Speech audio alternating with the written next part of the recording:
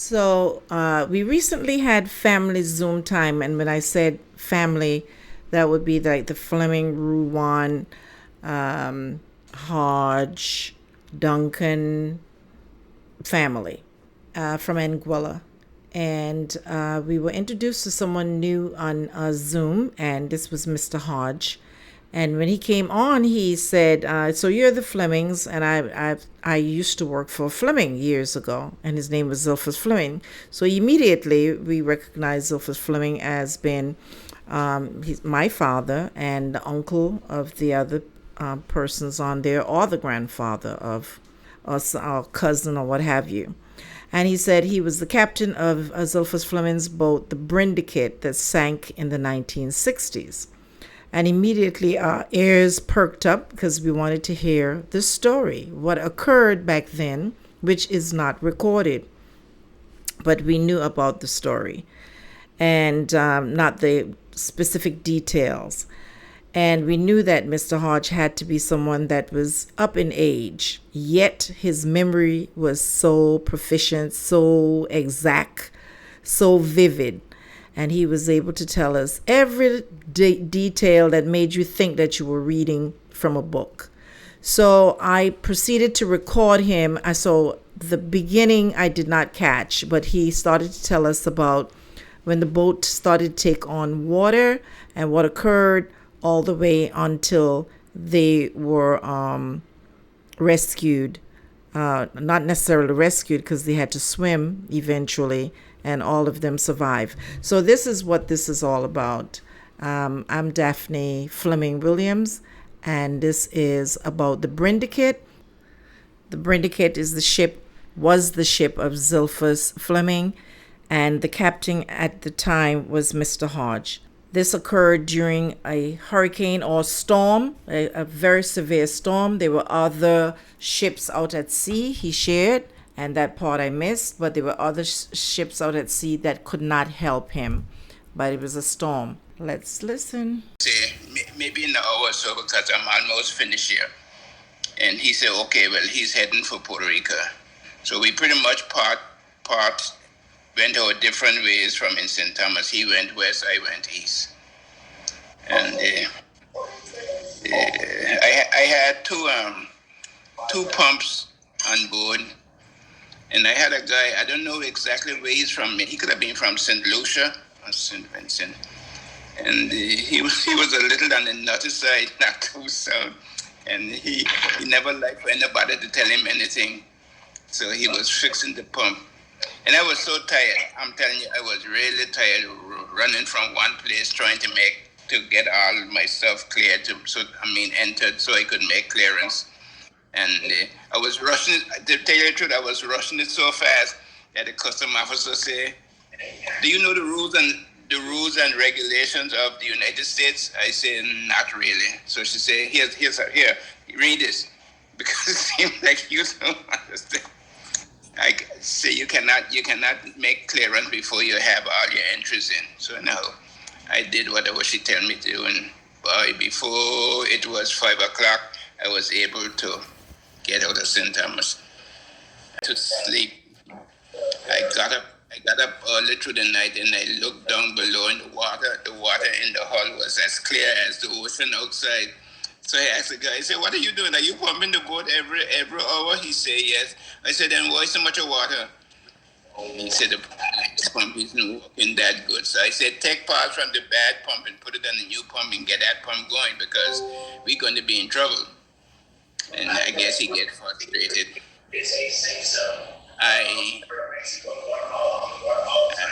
The weather was getting worse as the night went on, and I started to make calls. I called St. Thomas, I get no response. I called Puerto Rico, nobody answered me. So I get frustrated. And then a tug was pulling a barge to St. Martin with water. And he picked me up. So he asked me what's my problem. So I tell him I need a pump. He said he have an extra pump, he could give it to me, but the weather's so bad. If he let go from his barge and come to me, he might be able to get back to his barge. In the meantime, we communicate with each other. In the meantime,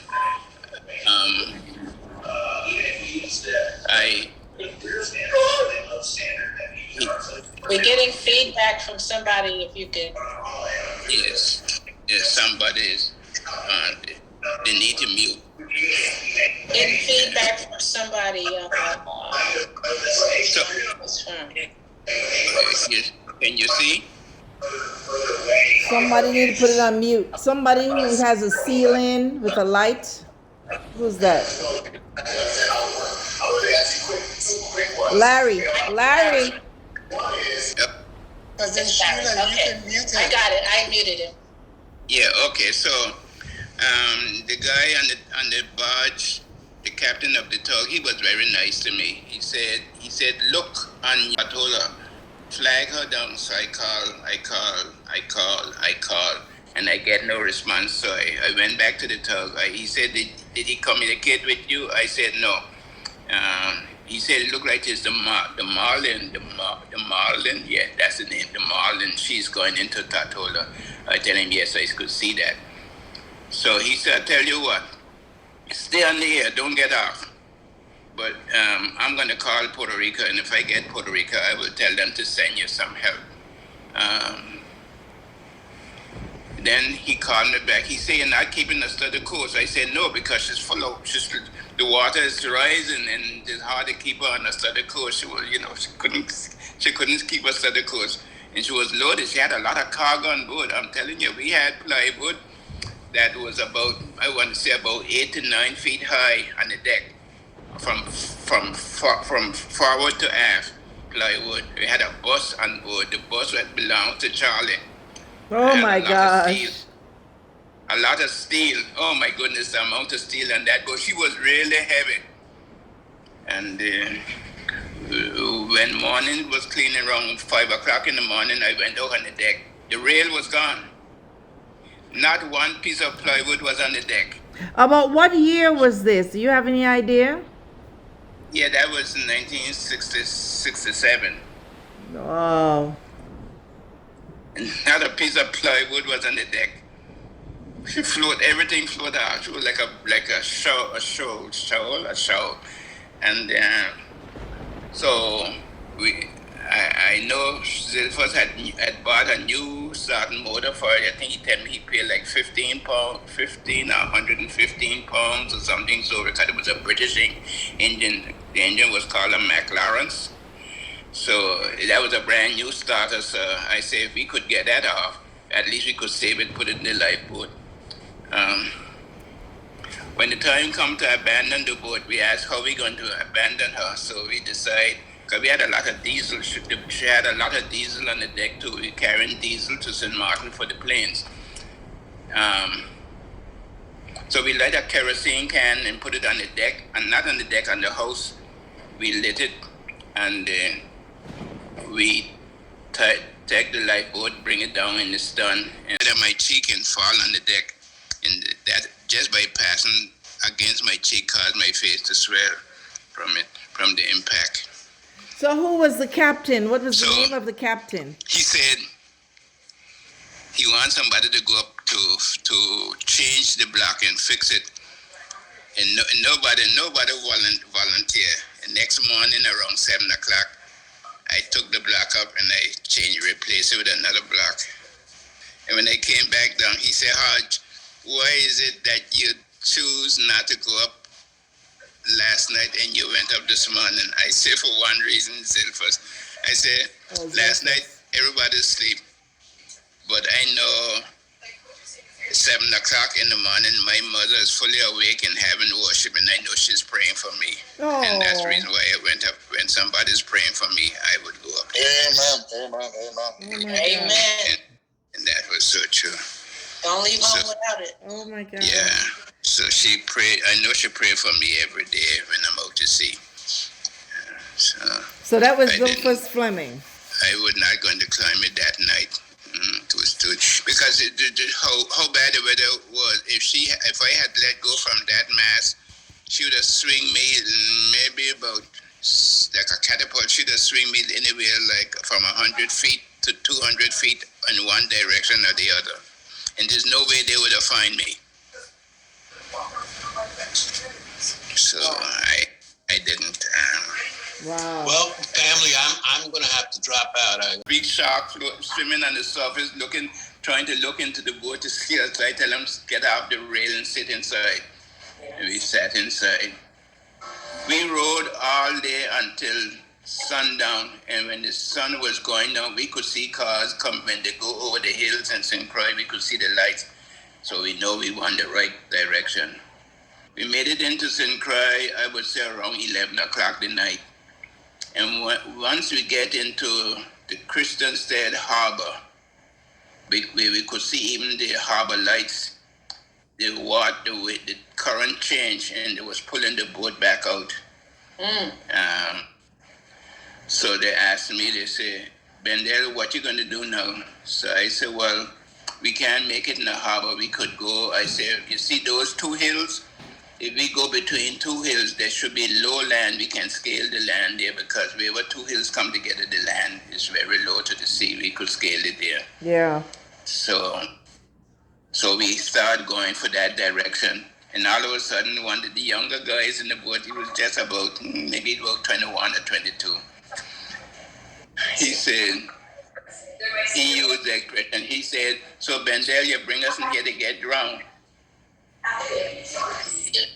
And so I went and I take the oar from one of the guys and I start turning her head around. When I went to turn her head around, one wave came and turned her upside down. So everybody was in the water now. Wow. Now we have to swim for sure. So I asked them, I said, can you all swim? Can you all swim? Nobody answered. But so I turned to Earl. Earl is the guy from my same village in Anguilla. So I said, let's go. We start swimming. Then I heard one of them crying. So I said, let's go back. And we tell them, hold on to the boat. Because the boat didn't sink, she just capsized. I said, hold on to the boat. We will swim with a pusher to shore. And we swim and push. And then I heard one of them say, I feel a sea shooter. I got stick with a sea shooter. That means he was not swimming. He was just trying to see if he could touch ground. Go to shore, and we tried to beach her. But then when we walk, we find it was not the mainland. It was like a little island, little small thing. So we have to go back in the water again. And one of them said, I'm not going back in the water. I'm going to stay. But walking the length of the little piece of island, we find that it was joined to the mainland. So it was then like a little peninsula, water all around except to one spot. Wow. And when we get ashore, we saw some guy came down to where we were. And he said, where you all came from? I tell him, and he said, okay, I was looking for another boat, but I could drive you to the police station. But if they ask you who bring you here, don't give us your name. So I guess he was looking for a boat that was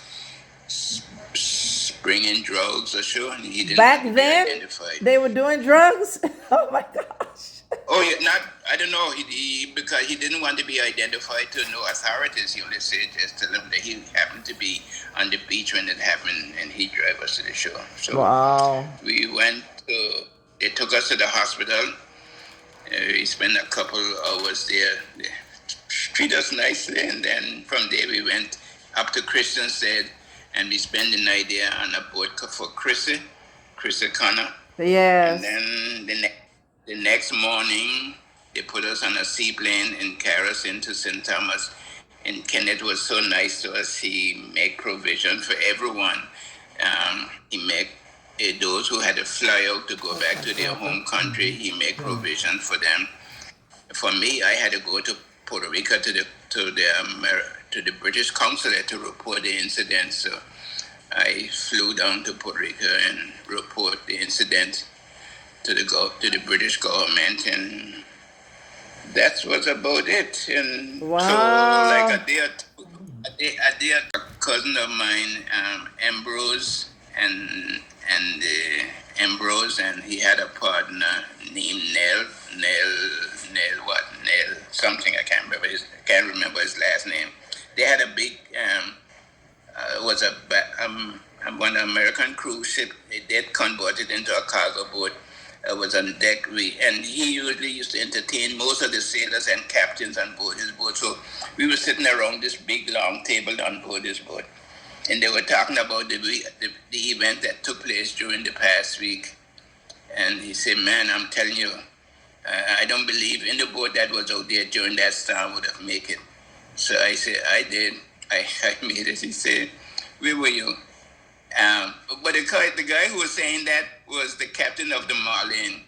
He said, a boat was calling me. I was going into Tatola, he said I wasn't willing to stop to help nobody because the weather was too bad. Wow. And he said, so I said, I turned to him. I said, it was me who was calling you. But he just went silent. He couldn't say another word. Wow. Wow. You have such great memory of this. If he couldn't help me, he should have called for somebody else to come and help me. Exactly. But he didn't. Right. Definitely. So how is any of this recorded in the document that you had a year ago? Yeah, it was in the paper, the Daily News or whatever the St. Thomas paper was. But they said that something hit the Brindicate that caused her to sink, but that wasn't true.